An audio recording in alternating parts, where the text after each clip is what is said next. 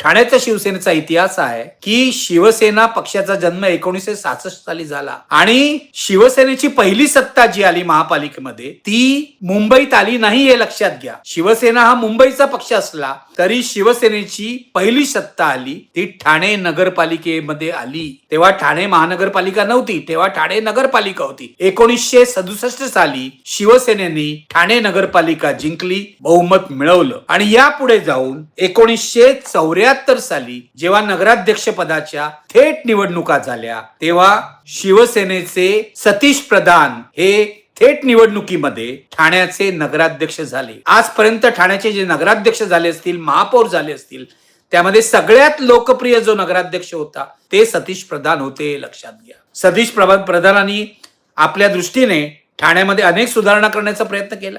गडकरी रंगायतन त्यांच्या काळात झालं, तलावपाळीचं सुशोभीकरण त्यांच्या काळात झालं. बाळासाहेब ठाकरेंचा विशेष लोभ ठाण्यावर होता, त्यामुळे त्यांचा सतीश प्रधानांना आशीर्वाद होता. आनंद दिघेंच्या रूपाने बाळासाहेब ठाकरे यांना एक बलदंड रॉबिनहुड ठाण्यामध्ये मिळाला होता. त्यांनी आपल्या पद्धतीने शिवसेना वाढवली आणि भाजपला जवळजवळ ठाण्यामधून नेस्तनाबूत केलं होतं. आज जो भाजपचा आक्रमकपणा आहे तो हा इतिहासाचा सूड उगवण्यासाठी हे आहे. लक्षात घ्या, भाजपने ठाण्यात कितीही आक्रमण केलं, कितीही धडका मारल्या तरी शेवटी शिंदे ठाण्याचा ताबा सोडतील ही शक्यता नाही.